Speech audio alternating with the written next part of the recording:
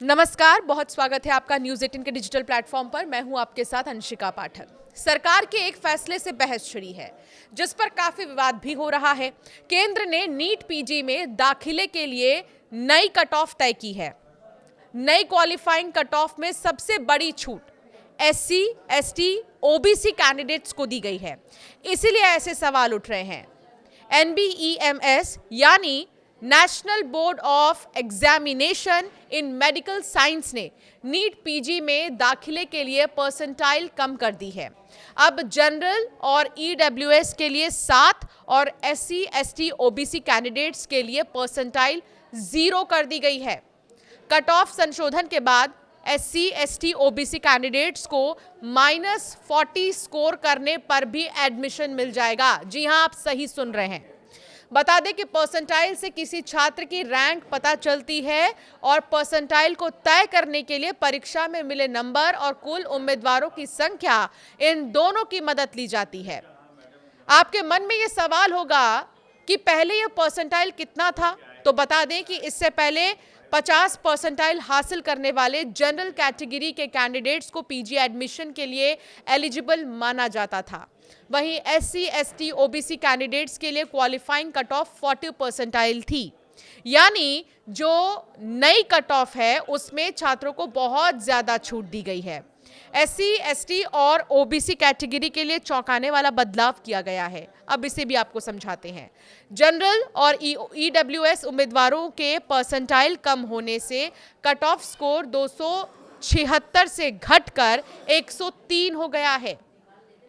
सबसे चौंकाने वाला बदलाव एससी, एसटी और ओबीसी कैटेगरी के लिए है, जहां क्वालिफाइंग परसेंटाइल 0 करने से -40 नंबर लाने वाले भी मेडिकल की पोस्ट ग्रेजुएशन पढ़ाई कर सकते हैं। इसी फैसले का विरोध हो रहा है क्योंकि अगर कोई एससी, एसटी, ओबीसी कैटेगरी का कैंडिडेट परीक्षा में पूरा पेपर खाली छोड़ देगा तो भी शायद उसका सिलेक्शन हो जाएगा। एमबीबीएस की पढ़ाई के बाद पोस्ट ग्रेजुएशन में छात्र एमएस, एमडी जैसे मेडिकल कोर्स में दाखिला लेते हैं।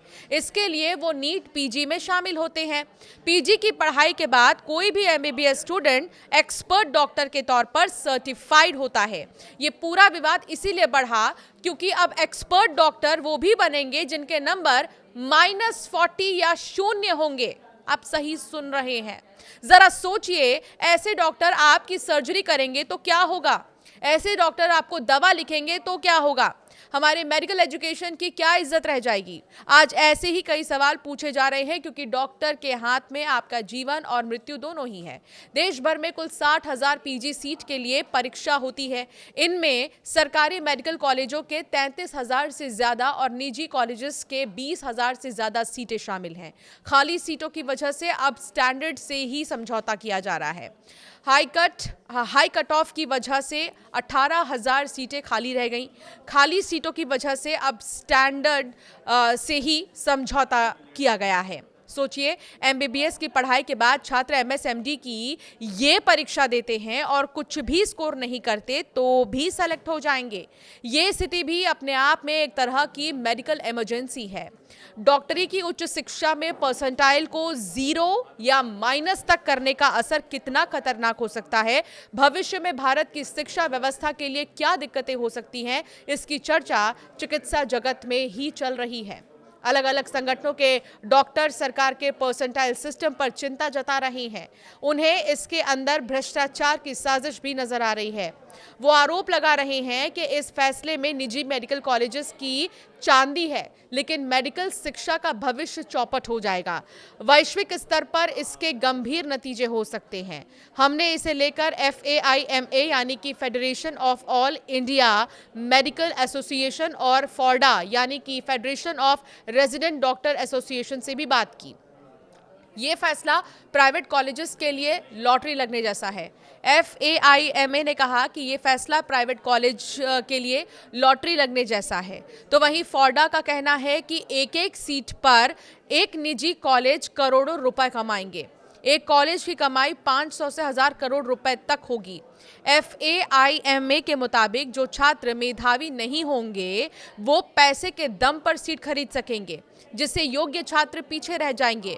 फोडा का कहना है कि इस फैसले से अगले 10 साल में अंतर्राष्ट्रीय स्तर पर भारतीय डॉक्टरों को मिलने वाला सम्मान खत्म हो जाएगा। दोनों संगठनों का कहना है कि मेडिकल एजुकेशन में स्टैंडर्ड को मेंटेन रखना होगा। इसके लिए सरकार के सामने वो प्रेजेंटेशन देंगे। फैसले के खिलाफ ये संगठन कोर्ट जाने के विकल्प पर भी विचार कर रहा है। सरकार मेडिकल कॉलेज वालों को करोड़पति बनाना चाहती है, इस तरह के आरोप अब लग रहे हैं। नीट पीजी की परीक्षा में कट ऑफ को लेकर अलग अलग संगठनों ने सरकार के फैसले को गलत बताया है। Federation of all India medical association के प्रमुख का ये कहना है कि ये फैसला देश में मेडिकल इंफ्रास्ट्रक्चर के लिए घातक साबित होगा। उन्होंने कहा कि इस फैसले से प्राइवेट मेडिकल कॉलेजों की चांदी होगी और इसे लेकर फाइमा कोर्ट और सरकार के खिलाफ जाने के विकल्पों पर विचार कर रही है। तो वहीं सरकार के इस फैसले के खिलाफ FORDA, federation of resident doctors association, जो भारत में रेजिडेंट डॉक्टरों का एक संगठन है और उनके मुद्दों जैसे सुरक्षा, बेहतर कार्य परिस्थितियों और प्रशिक्षण से संबंधित मुद्दों को उठाता है, उसने सरकार के फैसले पर ऐतराज जताया। फोडो के जनरल सेक्रेटरी डॉक्टर शारदा ने जब प्रतिक्रिया दी अपनी, तो उन्होंने कहा कि इस मुद्दे पर हम जल्द ही अपनी GBM बुलाने जा रहे हैं। ये फैसला मेडिकल स्टूडेंट्स के हक में नहीं है।